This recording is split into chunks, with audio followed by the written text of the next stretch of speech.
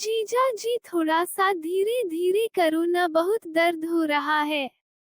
अब तो रोज आपको ही मेरी चिड़िया के साथ अब मस्ती करना है।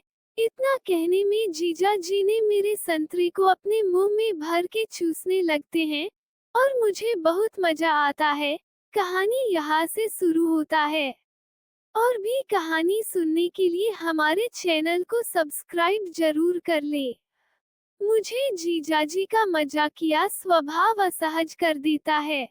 मैं 22 साल की हूँ और अपनी बड़ी बहन के घर में कुछ महीनों से रह रही हूँ। मेरे जीजाजी स्वभाव से बहुत बातूनी और मददगार हैं, लेकिन कभी भी उनके मजाक या बातचीत की शैली मुझे असहज कर देती है। मुझे डर लगता है कि अगर मैं कुछ कहूंगी तो बहन को बुरा लग सकता है या घर का माहौल खराब हो सकता है। मैं किसी पर गलत आरोप भी नहीं लगाना चाहती, लेकिन मन में बेचैनी रहती है। मुझे समझ नहीं आ रहा कि मैं इस स्थिति को कैसे संभालूं। मैं आपकी परेशानी को पूरी संवेदनशीलता के साथ समझ रही हूँ। परिवार में रहते हुए असहज महसूस करना बहुत मुश्किल होता है, खासकर जब रिश्ते नाजुक हों। सबसे पहले, ये जरूरी है कि आप अपनी भावनाओं को गंभीरता से लें। आपका असहज होना अपने आप में महत्वपूर्ण संकेत है। आप शुरुआत में शांति से अपनी व्यक्तिगत सीमाएं तय कर सकती हैं, जैसे बातचीत को औपचारिक रखना, अकेले समय से बचना और अपनी दिनचर्या स्पष्ट रखना।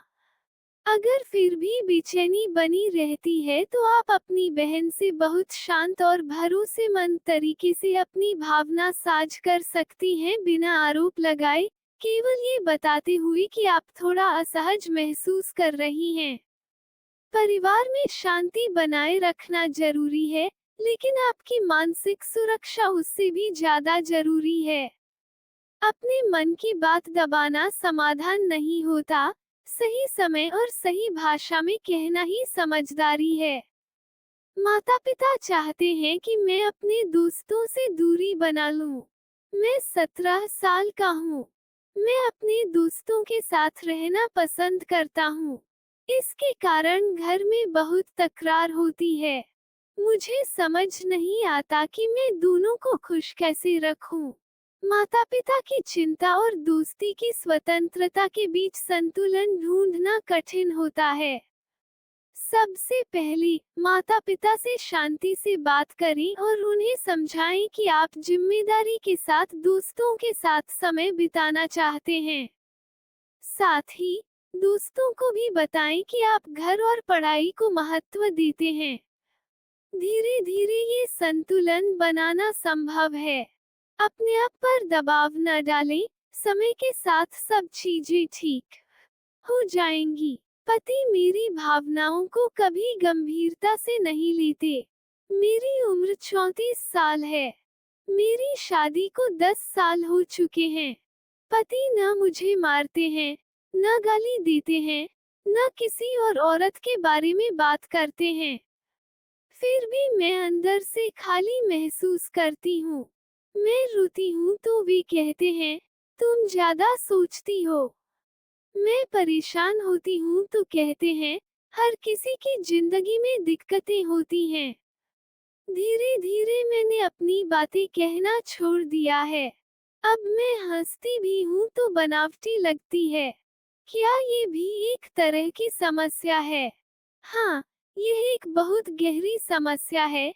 सबसे खतरनाक इसलिए क्योंकि इसमें शोर नहीं होता। जब किसी इंसान की भावनाओं को बार बार नजरअंदाज किया जाता है तो वो बोलना बंद कर देता है। बाहर से वह ठीक दिखता है, लेकिन अंदर से अकेला पड़ जाता है। आपके पति शायद यह नहीं समझते कि ज्यादा सोचना भी एक दर्द होता है। आपको फिर से अपनी आवाज ढूंढनी होगी। ये कहना सीखना होगा कि मेरी भावनाएं भी वास्तविक हैं।